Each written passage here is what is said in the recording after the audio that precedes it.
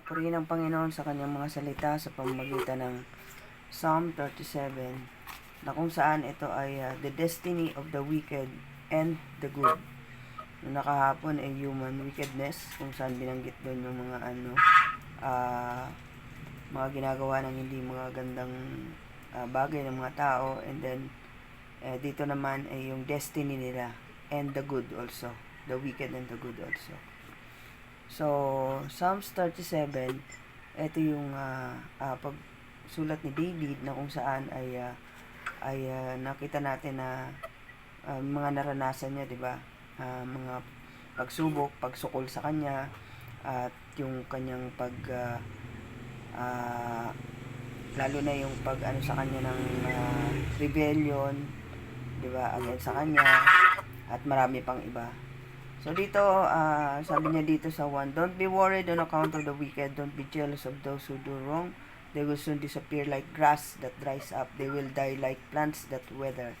Na kung saan ganito ang kahihinatnan. Dinescribe niya dito yung kahihinatnan ng mga wicked people. At pansin po natin dito sa buong Psalm 37,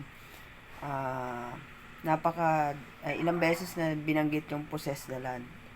Bali sa dalawa. So, in verse 9, those who trust in the Lord will possess the land, but the humble will possess the land. In verse 11, and also in verse 18, the Lord care of those who obey in Him, and the land will be theirs forever. At ganun din sa 22, those who are blessed by the Lord will possess the land. At sabi niya sa 27, turn away from evil and do good, and your descendants will always live in the land. At sabi niya rin sa 29, the righteous will possess the land and live forever.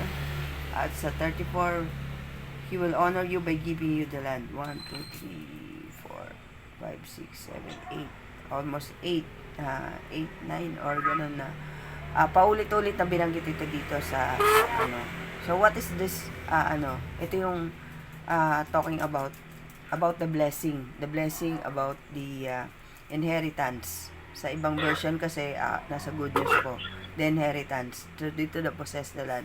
So the blessings of inheritance of the promised land. Yun yung kasi yung mga good. Pero binanggit din dito na kung saan ay hindi natin dapat kainggitan, diba? Yung mga taong nagkakaman ng kayamanan, diba? Yun ang sinasabi sa atin sa New Testament na kung saan ay hindi natin sila dapat kainggitan, yung mga taong ito na kung saan ay marangya. Minsan sinasabi natin bakit yung mga taong ito na kung saan ay masama naman, diba? Pero hayahay ang buhay nila, diba? Ba't parang ang dali-dali sa kanyang kumita, ba't parang blessed na blessed siya? Ba't hindi natin alam na hindi naman yun ang kaparaanan niya, kundi ang kaparaanan niya katulad nangyayari sa atin ngayon, diba? Nakita natin that the God revealed them kung ano yung talagang tunay na ginagawa nila sa kanilang makuha lang nila yung kanilang gusto, diba? The treasure, the wealth na possess nila. Meron tayong pinangako ng land yung possess the land. Sabi nga dito, will possess the land. May pinangako tayong inheritance sa Panginoon, yung eternal inheritance. And habang naririto tayo sa mundong ito, may mga bagay tayong dapat gawin na kung saan ay ito yung natin sa Panginoon, yung pagsunod natin sa Panginoon, na hindi natin dapat kainggitan tong mga wicked na to. Kasi nga, nakita din natin dito kung paano binanggit ni David yung kanilang kalalagayan. May binanggit pa siya dito na sa 20, but the wicked will die. The enemies of the Lord will vanish like wild flowers, and they will disappear like smoke. Diba, ganun lang kadali. Kahihinat na ng mga taong ito. But the Lord guides us in the way we should go, and protect those who please Him. If they fall, they will not stay down, because the Lord will help them up. So, yun yung ginagawa ng Panginoon, na kung saan ay itinatayo niyang muli, binibigyan niya uli ng pag-asa ang mga taong sumusunod sa kanya. Dahil hindi naman po talaga hayahay ang buhay ng isang Kristiyano, di po ba? Pero dito, binibigyan din dito na kung saan ay ang mga taong ito na samot-sari yung ginagawa para lang magkamal ng kanilang, na makuha nila yung kanilang kagustuhan.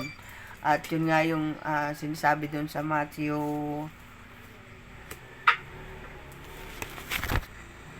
19, I think, Matthew 19, 24, na kung saan ay mas maigi pa sa isang kamelyo.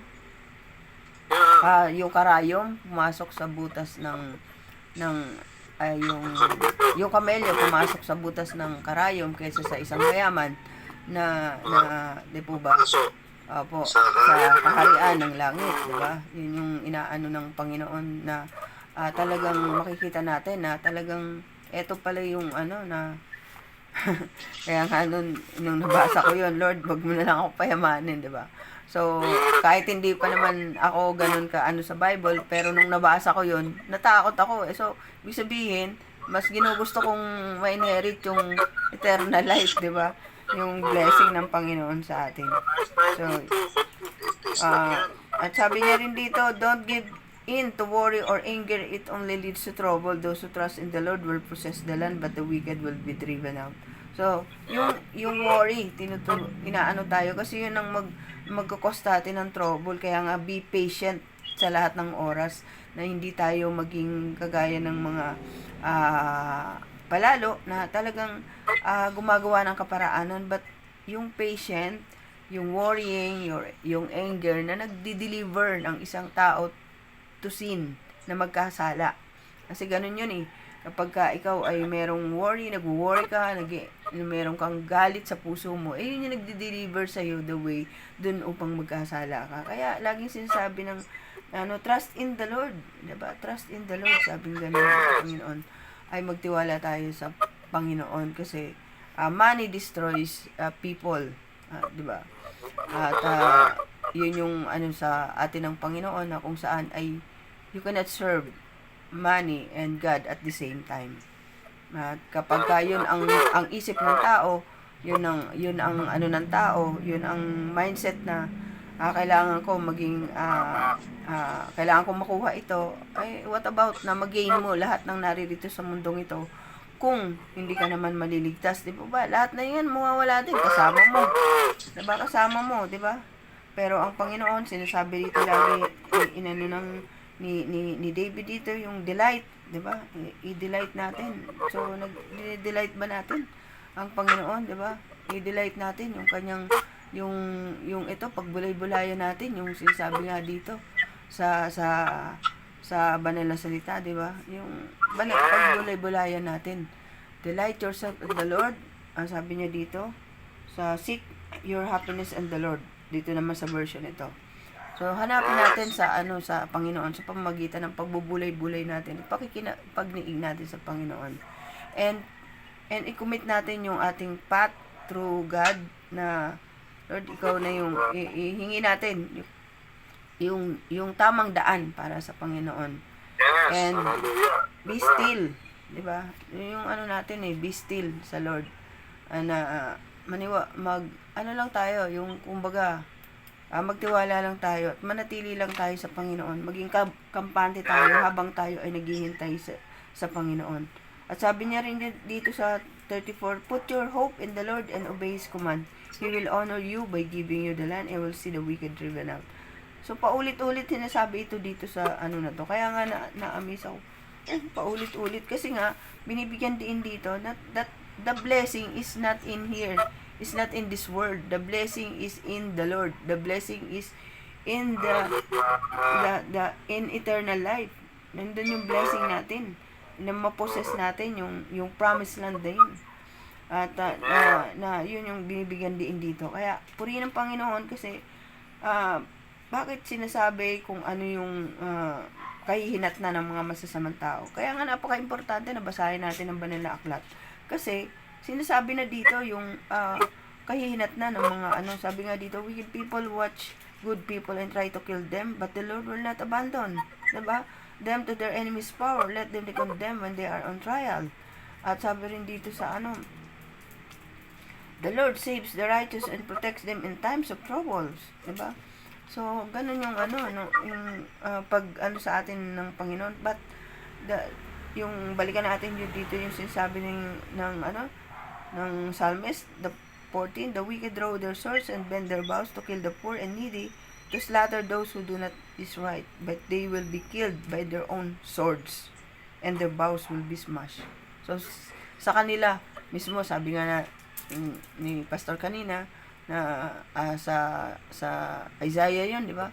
Na they are nothing, na magiging the existence na wala lang, parang wala lang sila.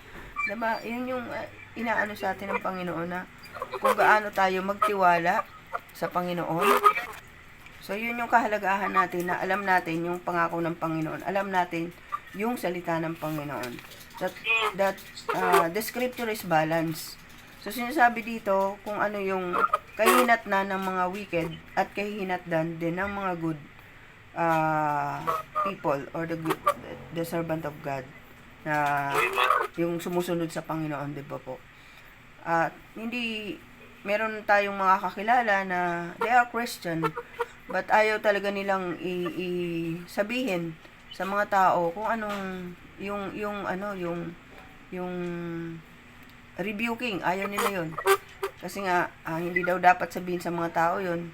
Yung isa, ang katwiran ay mawawalan siya ng, baka daw sisihin siya ng tao na, ako pinariling ganito di ba, mga ganon.